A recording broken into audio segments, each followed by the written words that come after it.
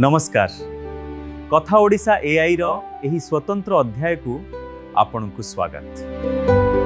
आज आमे सही अभ्यास विषय रे कहिबा जहा चुपचाप आपनक भविष्य नष्ट करूछि। अनेक समय रे आमे जानि पारु नाहु, किंतु आमर छोट छोट भूल आमको बड़ क्षति पहुंचाए। प्रथम हेउछि कंफर्ट जोन। आरामदायक जीवन आपनक प्रगति को अटकाई दिए। जदि आपण प्रतिदिन किछि नुआ शिखु नाहांती तेबे आपण जगत ठारू पछरे पड़ी जाउछंती। निजको प्रतिदिन चैलेंज करंतु, नचेत आपण सही गोटिए स्थान रे सीमित रहि जिवे। द्वितीय अभ्यास हेउछि अत्यधिक चिंता करिबा। एहा काम करिवार शक्ति को मारी दिए। केवल भाबिबा द्वारा किछि हुए नाही। काम आरंभ करिबा ही प्रकृत सफलता। बेसी चिंता न करी आजि ठारू ही छोट पदक्षेप नियंतु। काली करिबी कहिबा हेउछि आपणक सफलतार सबुठारू बड़ शत्रु। समय काहारी को अपेक्षा करे नाही।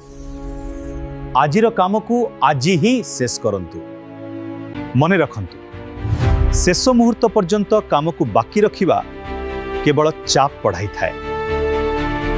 अयथारे घंटा घंटा धरी फोन व्यवहार करी समय नष्ट करिबा बंद करंतु। अन्यर सोशल मीडिया देखी निज जीवन को तुलना करिबा एक खराब अभ्यास। निज जीवनर लक्ष्य उपरे ध्यान दियंतु। अन्य माने कोन करूछंती सेथिरे नुहे।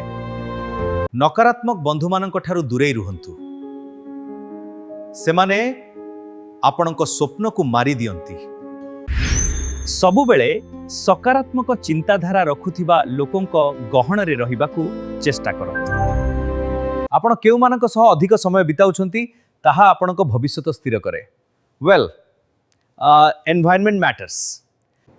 श्रृंखला बिना कौनसी बड़ लक्ष्य हासिल करिबा संपूर्ण असंभव। निजर एक सठिक दिनचर्या प्रस्तुत करंतु एवं ताहाकू नियमित पालन करंतु। सफलता गोटिए दिन रे मिले नाही, किंतु प्रतिदिनर छोट चेष्टा रे निश्चय मिले।